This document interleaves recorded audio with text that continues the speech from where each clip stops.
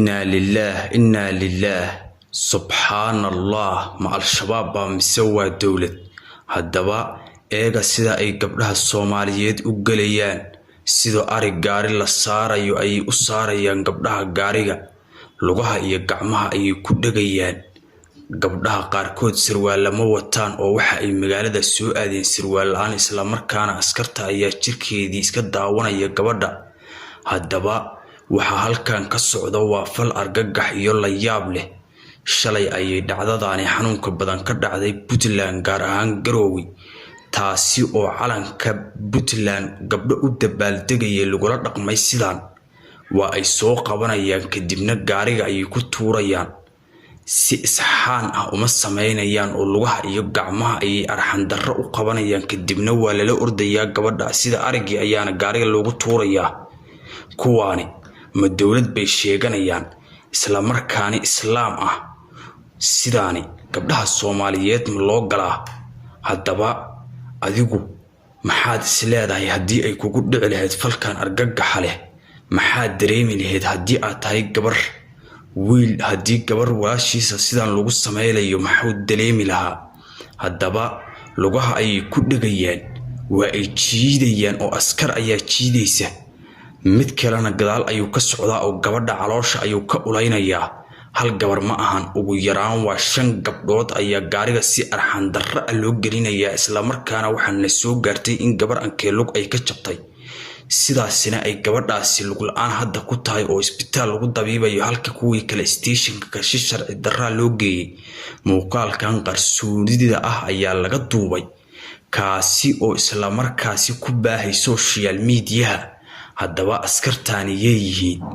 yeeysa askartaani yaasa dirsaday oo dadka yiri sidan u soo gala halkan ayaan kugula wadaagi doonaa balse fadlan intii aanan u gudagelin subscribe saar channelkan qarsooni media sidoo kalena fiidiyogan like garay dhacay Puntland wax yaab leh huwa fiiri oo si fiican u arag gabadha ayay gacmaha ka hayaan lugta ayay uga dhagan yihiin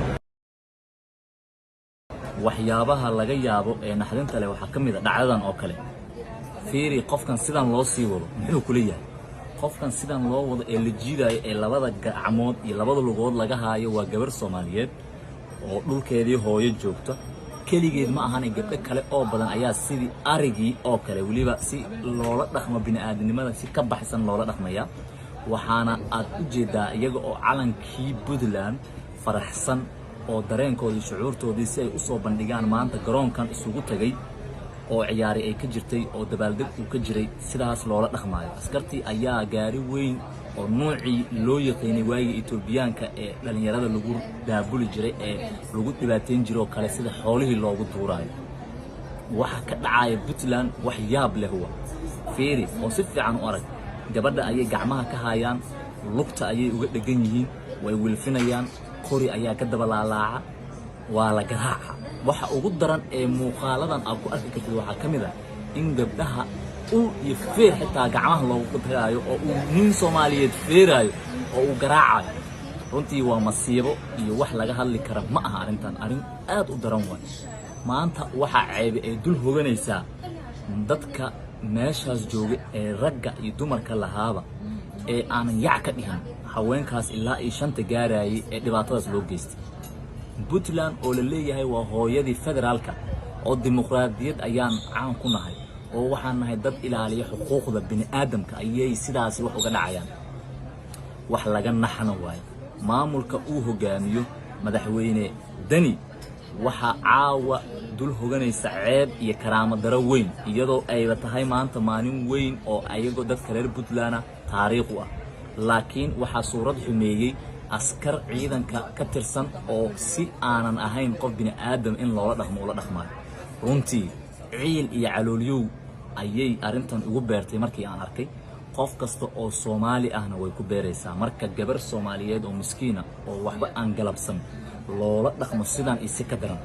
dadku waa bini'aadam ma aha in inta la qabto qori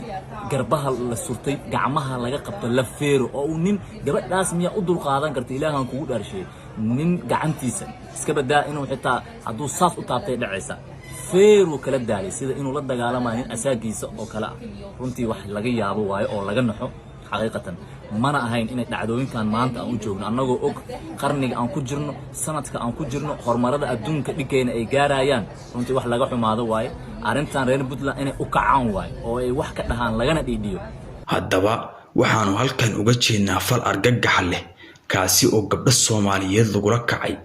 askartii hadda waxa ay ku dhex mushaaxayaan Puntland kuwaasi oo ilaa hadda wax la hadlay ama yiri maxaad gabdhaha sidan ugu gasheen aan la arkinin balse tan waa la isaga daba tegayaa oo maalinay ahaataba maalin ayaa tan banaanka la keenayaa ficilkan foolxumada badan ay ku dhaqaaqeen askartaasi oo Puntland joogtay isla markaana sidaasi u galay gabdhahan Soomaaliyeed hadda gabdhahan gibigoodu waa wada jiiseen oo ay ku tunteen haddaba qaabkii ay ugu tunteen iyo sidii ay gabdhaha u tuuriyeen dabcan waxay ila tahay inaad wada daawateen